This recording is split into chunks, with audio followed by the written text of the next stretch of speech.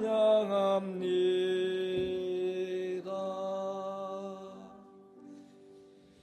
이제 목사님께서 말씀 선포하러 나오실 때 우리 새해 복 많이 받으세요 인사해 주십시오.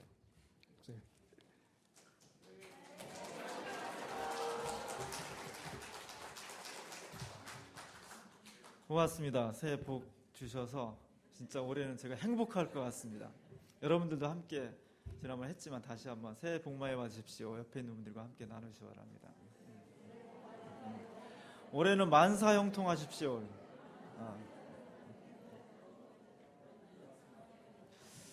올해 모두가 다 행복했으면 좋겠습니다. 그리고 우리가 계획하는 것들이 하나님 안에서 잘 이루어져서 우리가 하나님 뜻대로 살고 하나님도 기뻐하시고 우리도 참 모든 것이 형통할 수 있는 그런 한 해가 됐으면 좋겠습니다. 오늘 제가 그 주보를 좀 바꿨고 그리고 예배 순서 좀 바꿔보았습니다. 사실 조금 미리 왔으면 여유 있게 다 논의하고 또 충분히 사전에 이렇게 공지를 해서 여러분들이 어색하지 않도록 했어야 되는데 일이 잘 그렇게 안 돼서 급하게 막 하고 어제 이 주보 만들고 예배 순서 짜느냐고 전사님들이 아주 고생을 많이 했습니다. 우리 교인들이 잘 따라 할 수 있을까? 그런 걱정을 많이 했는데 제가 한 달 겪어보니까 우리 교인들이 굉장히 그 센스가 만점이신 분들이라 전혀 걱정하지 않고 충분히 다 할 수 있을 것이라고 생각하고 했는데 역시 제 예상이 맞았습니다. 오랫동안 해온 것이 좀 달랐음에도 불구하고 하나도 당황하지 아니하시고 순서대로 착착 하는 거 보고 우리 교회가 참 세련된 교회구나 하는 것을 다시 한번 느꼈습니다. 올해가 참 잘 됐으면 좋겠죠? 우리 함께 기도했으면 좋겠습니다. 잘 되고 기쁘고 행복하고 또 이렇게 잘 되는 우리들을 보면서 하나님도 행복해 하시고 그래서 올해 한 해를 우리가 전망을 하게 됩니다. 어떻게 하면 행복할 수 있을까? 정말 행복할 수 있을까? 우리의 그런 간절한 바람을 가지고 있지만 누구나가 다 근데 사실은 오늘 우리들의 모습을 이렇게 현실을 분석하고 들여다보면 그렇게 낙관적이진 않다. 올 한 해가 참 만만치 않겠다. 더 적나라하게 말하면 사실은 참 올해 한 해는 참 어둡다. 이렇게 말하는 것이 더 솔직할지도 모르겠습니다. 작년 한 해 동안 우리는 새로운 정부를 맞이해서 사회적으로 많은 일들을 했어야 되는데 거의 일을 하지 못했죠. 민주주의의 근간인 대통령 선거에 부정이 있다라는 의혹이 굉장히 많이 일어났고 그것이 완벽하게 판명된 것은 아니지만 지금까지 드러난 정황으로 봤을 때 민주주의의 근간을 흔들 정도의 위험하다. 그런 이야기들이 판명이 되고 있습니다. 급기야 며칠 전에 이종남이란 분이 서울역 고가도에서 분신을 했죠. 얼마나 무서웠을까? 얼마나 많은 고민을 했을까? 나이 40인데 물론 뭐 부유하고 행복해서 산 사람은 아니었다 할지라도 자기 몸에 불을 지른다는 것은 보통 용기와 결단과 사명감을 가지고 있지 않고는 안 되는 거거든요. 유서를 썼습니다. 민주주의를 회복했으면 좋겠습니다. 이런 부정선거 의혹에 대해서 정부가 좀 명확하게 규명을 했으면 좋겠습니다. 거기에 책임질 사람이 있다면 책임을 져야만 민주주의가 살아나지 않겠습니까? 그런 호소, 여러분들이 국민들이 두려워한다면 내 이 작은 몸에 그 두려움과 공포를 다 가지고 갈 테니까 여러분 일어나십시오. 뭐 이런 이야기였습니다. 저는 저 모습을 보면서 70년대, 80년대의 분신정국, 연달아 수많은 대학생들과 노동자들이 자기 몸에 신나를 끼얹고 일어났던 분신정국이 따로 다시 떠오르면서 참 몸에 소름이 돋는 것을 느꼈습니다. 우리의 사회가 굉장히 불안하다, 사회적으로, 정치적으로 상당히 불안하다는 것을 여실히 증명해 주고 있습니다. 또 지난 연말에는 KTX가 대규모로 파업을 일으키면서 굉장히 어려움을 겪었습니다. 오랜만에 민주노총과 한국노총이 라이벌인데 이 두 노총이 함께 연대해서 파업을 일으켰습니다. 중요한 것은 파업을 했다는 것보다도 파업의 내용인 거죠. 왜 했느냐 파업을. 월급 올려달라고 한 것이 아니라 우리나라 사회의 교통수단의 근간인 철도가 정부가 관할을 해야만 좀 가난한 사람들도 코레일도 좀 타고 KTX 좀 타고 그럴 수 있는 거지. 이것을 민영화해버린다면 가난한 사람들은 점점 더 혜택을 받지 못할 것이고 지금의 KTX 값은 분명히 올라갈 거다. 그 민영화라는 것이 말이 민영화지 정확하게 말하면 사유화다. 그리고 다른 나라 영국이나 프랑스나 사유화한 나라들의 예를 봤을 때 거의 100% 가격이 엄청나게 올라가게 되고 그만큼 부유한 사람들은 차별된 서비스를 받겠지만 가난한 사람들은 이용을 못하게 될 거다. 이런 전망들을 하게 된 거죠. 여기에 대해서 철도, 전기, 가스, 물 이런 공공재 사람이 살아가는데 근본적으로 필요한 재료들은 정부가 관할을 해서 조금 어려운 사람들도 좀 더 많이 활용할 수 있도록 하는 것이 정부의 책임 아니냐. 그런 것을 자꾸만 재벌이나 개인들한테 매각을 하려고 했을 때 이것은 큰 문제가 있는 것 아니냐. 이런 사회는 부유하고 강한 사람들은 점점 더 강해지고 약한 사람들은 가난한 사람들은 점점 더 약해지는 약육강식의 사회가 아니냐. 이런 문제 제기를 뜨겁게 했던 거죠. 그렇다면 강자가 약자를 마음대로 훼손할 수 있는 자유, 그런 자유가 극대화된 것은 사람 사는 사회가 아니라 동물들이 사는, 짐승들이 사는 사회가 아니냐. 호랑이가 사슴을 잡아먹죠. 저기에 대해서 왜 호랑이가 너 나쁜 놈이다, 왜 약한 사슴을 잡아먹냐고 탄핵하고 감옥에 가둔 사람 아무도 없습니다. 왜? 짐승은 저게 당연한 거예요. 정글의 사회는 강자가 약자를 잡아먹는 것이 당연한 겁니다. 그러니까 인간 사회도 강자가 약자를 마음대로 하는 자유가 당연한 거라고 말하는 순간 인간은 더 이상 인간이 아니고 짐승화되는 거죠. 여기에 대해서 이의를 제기하는 겁니다. 인간은 고귀한 존재다. 짐승이 될 수 없다. 우리는 강자가 약자를 유린하는 것이 아니라 강자가 좀 양보하도록 하고 약자도 어렵지만 같이 좀 떳떳하게 살아갈 수 있도록 법으로, 제도로, 도덕으로 그렇게 만드는 것이 짐승과 다른 인간의 차별성이 아니냐. 이런 주장을 강자들은 안 하죠. 사회에 약한 사람들이 하고 있는 겁니다.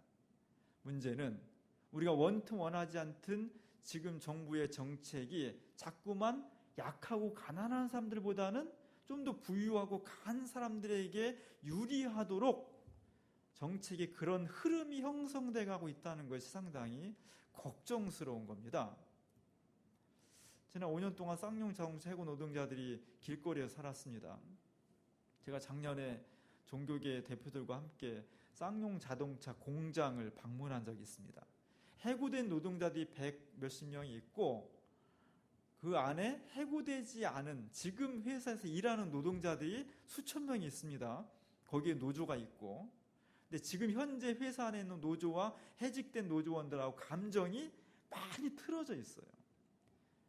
저 사태가 일어나기 전까지는 같이 형, 동생 하면서 같이 노조운동하고 민주화 운동을 했던 사람들인데 5년 전에 저 사태가 일어나면서 입장이 바뀐 거죠. 해고된 사람들은 너네가 우리를 같이 동조해서 파업을 했다면 우리가 이겼을 텐데 너네가 배신하는 바람에 우리는 이렇게 5년 동안 길거리 나앉게 됐고 집안이 망가졌고 자살하는 사람도 있고 너네가 나쁜 놈들이, 의리 없는 놈들이, 이렇게 서운한 감정을 갖게 돼 있고요. 남아있는 사람들은 떠난 형들이 너무 아쉽지만 당신들이 너무 과격했어요. 그러면 공장이 다 죽습니다. 그리고 당신들이 지금 경영이 어려운데 지금 다시 복귀한다면 남아있는 우리들까지 다 죽습니다. 이게 입장이에요.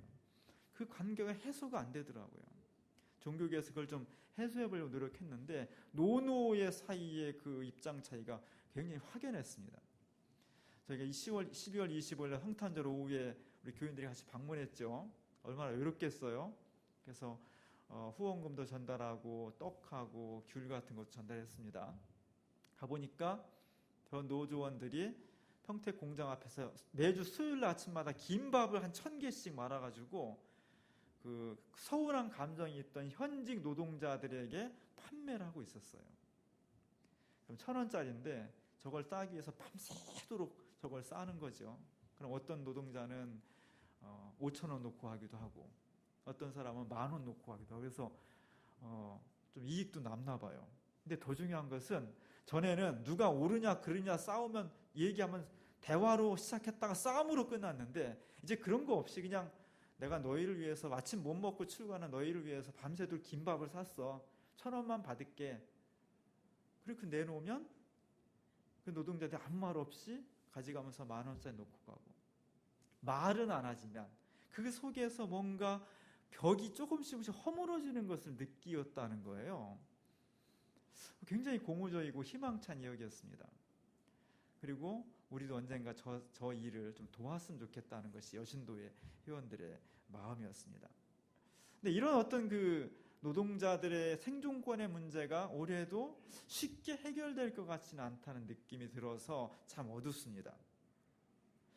더 무서운 것은 이런 사회 각계각층의 갈등들을 조율하고 또 조정해서 뭔가 소통해야 될 정부가 소통하지 않는다는 거죠. 불통하는 정부. 그래서 사회 갈등을 해소하는 것이 아니라 자꾸만 사회 갈등을 불러일으키는 방향이 잘 수동되지 않을 것 같다. 그런 전망입니다. 1700년대에 프랑스 혁명이 일어났죠. 그때 프랑스 혁명의 왕이 루이 16세였습니다. 그리고 그의 왕비 마리 앙뚜아네트가 유명한 왕비죠. 근데 네티즌들 사이에서 저런 패러디를 하고 있습니다. 마리 앙뚜아네트 왕비를 빗대서 그 표절해서 박근혜 대통령 얼굴을 놓고 마리 안통아네트라고, 저 영어 위례 말이 안통아네트예요. 마리 앙뚜아네트를 마리 안통아네트로 바꿔서, 물론 극단적인 표현이죠. 그러나 이렇게 느낄 정도로 국민들이 국민의 대표인 대통령에 대해서 왜 이렇게 소통하지 않을까? 우리 이야기를 좀 들어주지 않을까? 왜 국민을 존중하고 국민의 소리에 경청하지 않지? 이런 어떤 불안감, 불만감들이 있다는 거죠.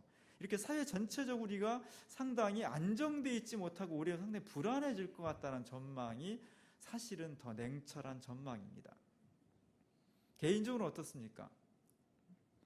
평안하십니까? 걱정거리 없습니까?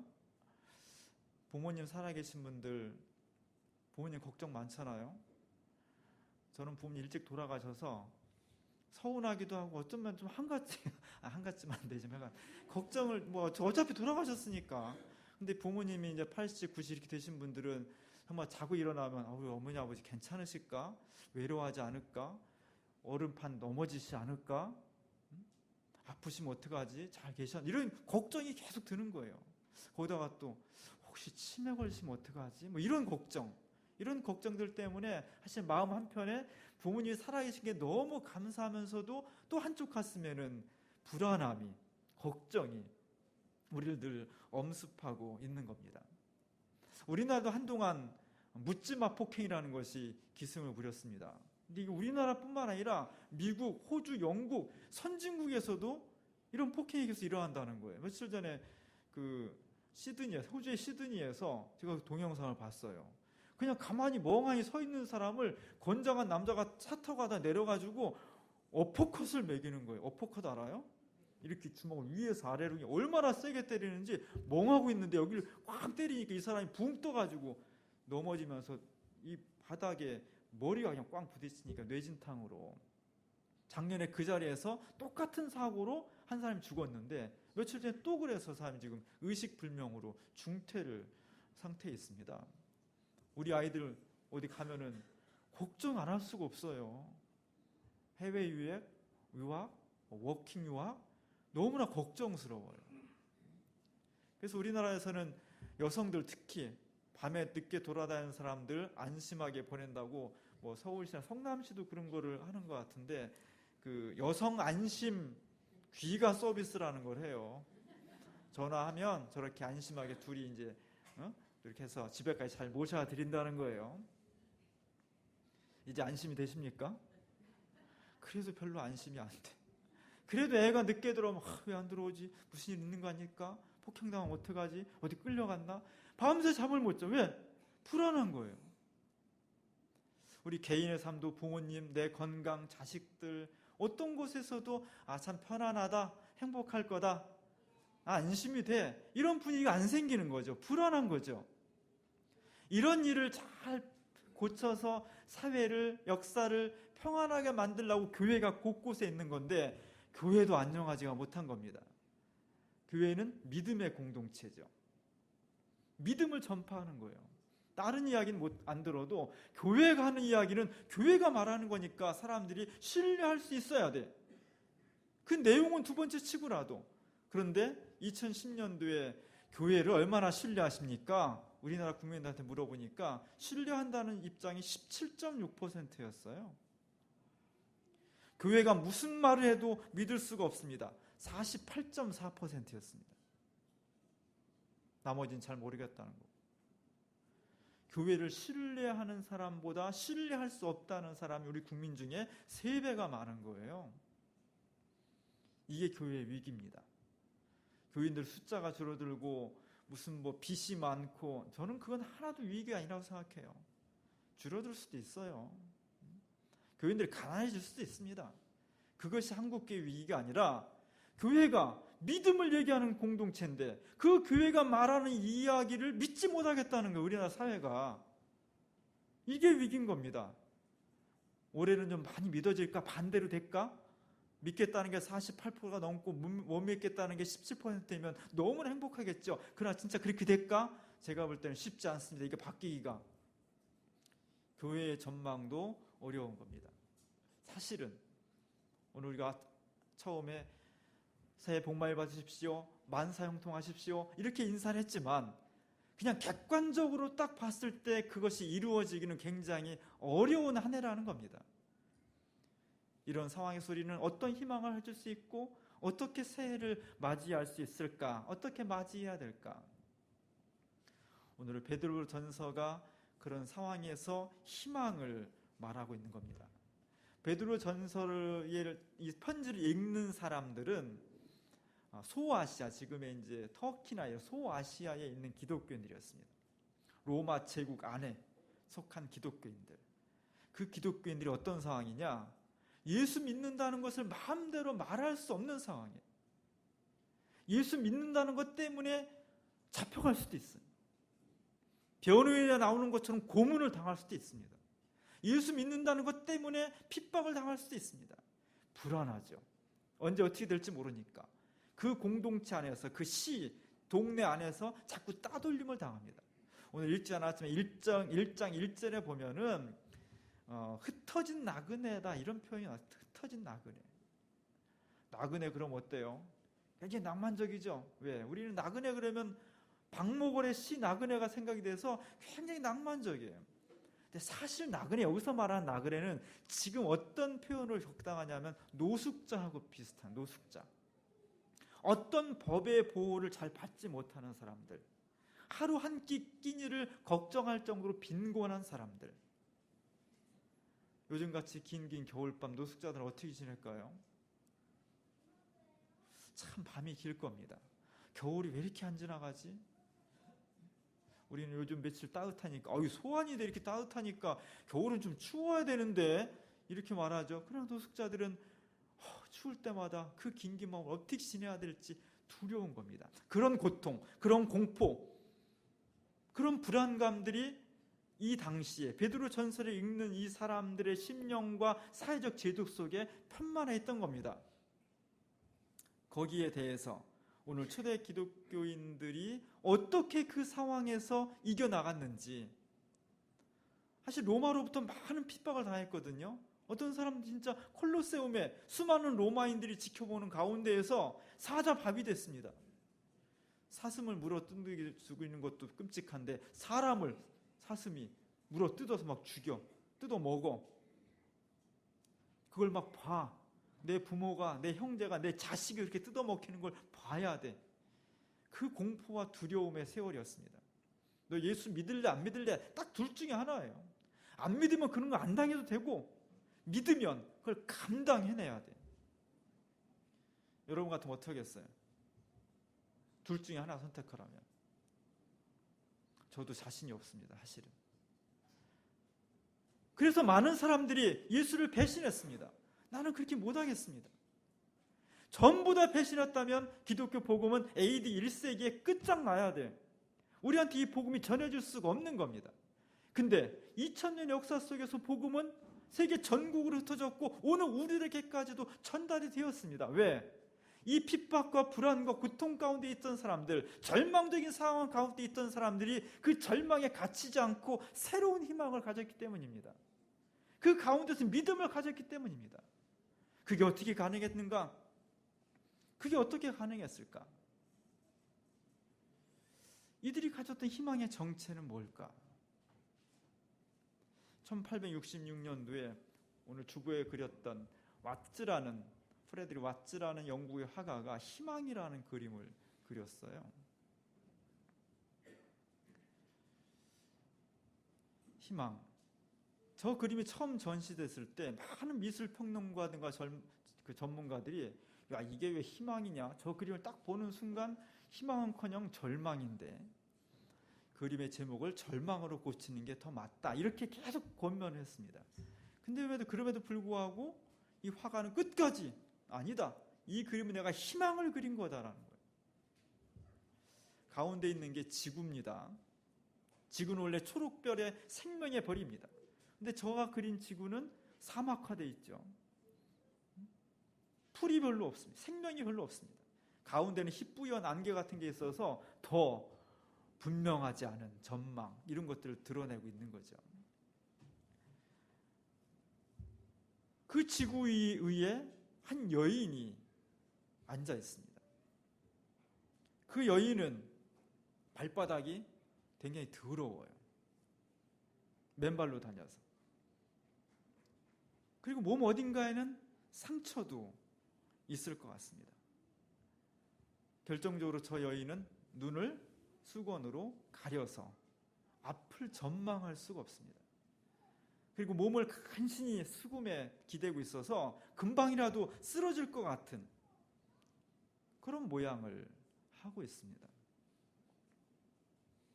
이 여성이 들고 있는 수금은 줄을 튀겨서 음악을 튕겨야 되는 거죠. 근데 줄이 다 끊어졌어. 한 줄만 겨우 남아있어. 줄 끊어진 기타 쳐보셨어요?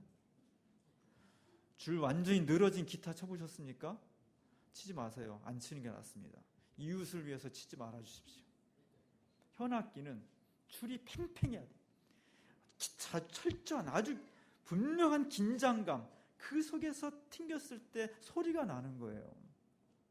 근데 저 수금은 줄 다 끊어지고 하나 간신히 남아 있습니다.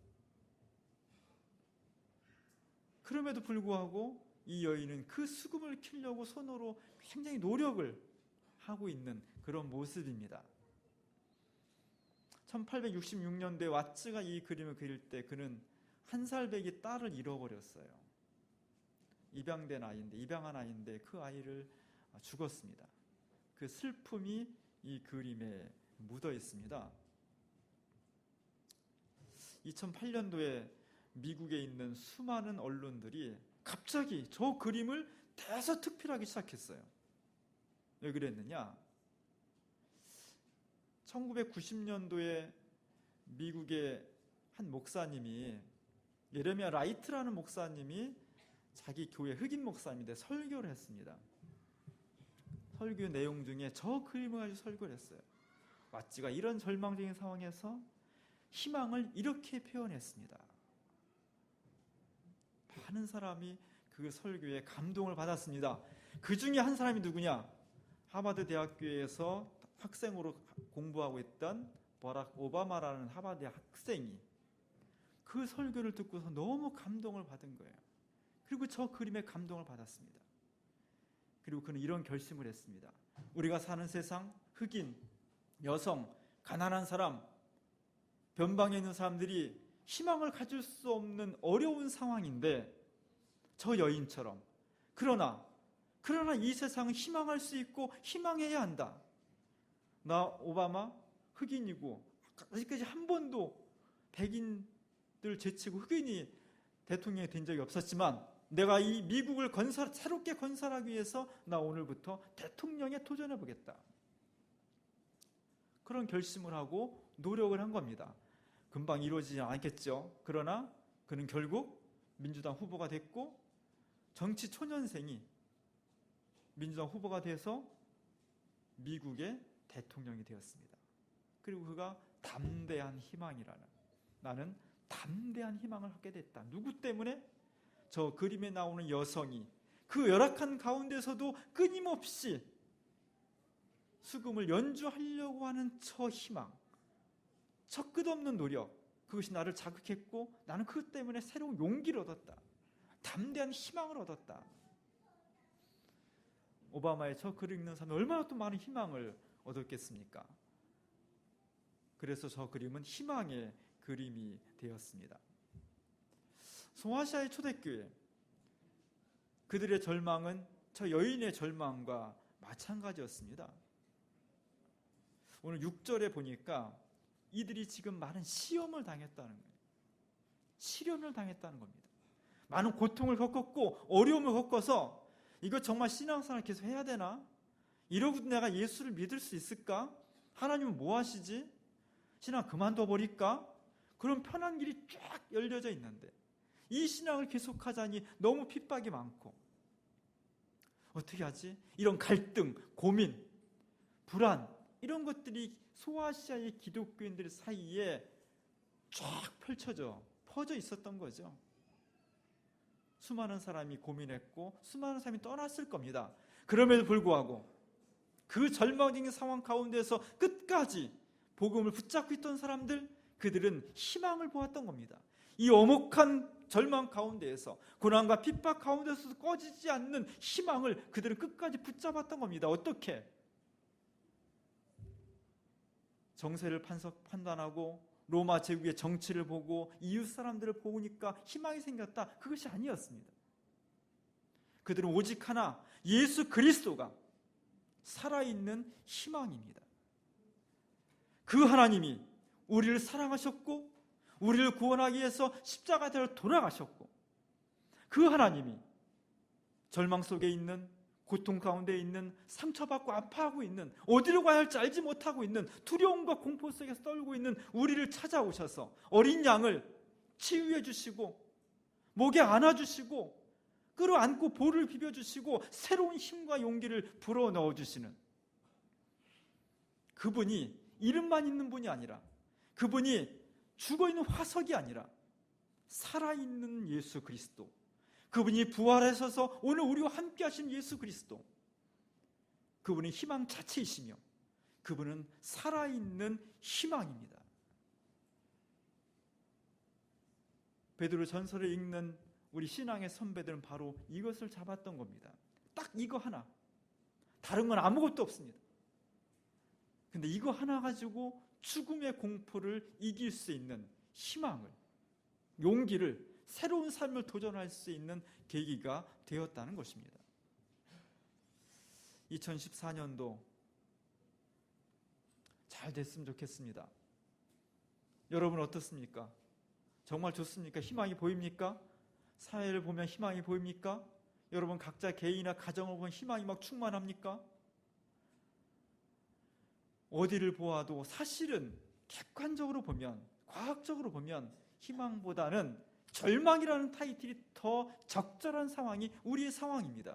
그럼에도 불구하고 우리가 새로운 용기를 낼 수 있고 새롭게 도전할 수 있는 것은 2000년 전에 소아시아에 있던 그리스도인들이 그렇게 불안과 절망 가운데 떨고 있을 때 찾아오셔서 그들에게 살아있는 희망이 되셨던 그 예수 그리스도가 그들만의 예수가 아니라 바로 우리들의 예수, 우리들의 그리스도, 우리들의 살아있는 희망이 된다는 것을 우리가 믿기 때문입니다. 그 믿음이 우리를 절망에서 희망으로 끌어내는 가장 중요하고도 충분한 조건이 되는 것입니다. 2014년도는 무슨 해입니까? 말해죠. 무슨 말이에요? 청말이에요. 청말 보셨어요? 못 봤죠? 지금 봤죠?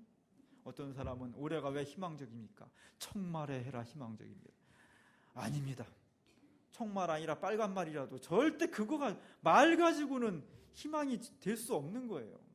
우리가 희망할 수 있는 것은 올해가 청말의 해이기 때문에 희망 있는 것이 아니라 우리의 주변을 나 자신을 아무리 둘러보고 계산해봐도 희망이 없지만 전능하신 하나님께서 우리를 사랑하신다는 것, 예수 그리스도가 산 희망이 되신다는 것, 그분이 오늘 올해에 당신을 믿고 신뢰하며 하나님 말씀대로 살고자 결단하는 사람이라면 그가 어떤 사람이든지 어디에 있든지 무엇을 하든지 그를 지키시고 인도하시고 보호하시고 새로운 역사로 인도하신다는 딱 이 희망입니다. 이거 하나인 겁니다. 오늘 그 희망을 1900년 전에 소아시아에 있는 그리스도인들, 우리보다 훨씬 열악한, 훨씬 절망적인, 훨씬 두려운 상황에 있던 우리 신앙의 선배들이 그것을 우리에게 증명해주고 있는 겁니다. 너무너무 어려웠지만 예수 그리스도를 살아있는 희망으로 고백하니까 우리의 길이 이렇게 열렸다는 것을 보여주고 있는 겁니다. 그리고 하나님께서 오늘 우리에게 다시 이 말씀을 전해주시고 있는 겁니다. 2014년 행복한 해가 되길 바랍니다. 2014년 너무너무 열악한 환경이지만 그 모든 것을 돌파할 수 있는 힘이, 능력이 여러분과 우리 교회 속에 일어나길 원합니다. 그것은 돈도 아니고 명예도 아니고 지식도 아니고 우리에게 영원한 희망이 되시는 살아계신 예수 그리스도, 그분이 우리에게 오실 때만 가능한 것입니다. 2014년 첫 주를 시작하면서 주님은 우리의 희망이십니다. 주님만이 나의 희망이십니다. 이 신앙과 고백을 통해서 2014년도가 내내 희망으로 가득 차고 이 희망의 빛이 어두운 사회에 새로운 용기를 줄 수 있기를 주님의 이름으로 간절히 축원합니다. 기도하겠습니다. 은혜로우신 하나님, 우리에게 새 희망을 주셔서 감사합니다. 우리 자신의 환경과 주변을 둘러보면 희망보다는 절망적인 전망이 더 우세한 것이 사실입니다. 그럼에도 불구하고 우리는 주님을 바라보기 때문에 희망을 갖습니다. 주님, 오직 주님만이 나의 힘이시고 살아있는 희망이 되어 주시기 바랍니다. 2014년도 시작하면서 우리보다 훨씬 열악하고 훨씬 두려운 상황에 있던 베드로 전서의 신앙의 선배들이 살아있는 희망 예수 그리스도를 통해서 현재의 고난을 돌파했듯이 우리를 겹겹이 둘러싸고 있는 절망의 그림자를 빛 대신 그리스도로 당당히 이겨나갈 수 있는 올 한 해가 될 수 있도록 도와주시옵소서. 우리 한 사람 한 사람이 빛이 되어서 희망이 되어서 어두운 절망의 시대를 새롭게 바꿔나갈 수 있는 놀라운 역사가 오늘 이 시간부터 주민교회 이 현장에서부터 새롭게 시작될 수 있도록 은혜를 베풀어 주시옵소서. 예수님의 이름으로 간절히 기도합니다.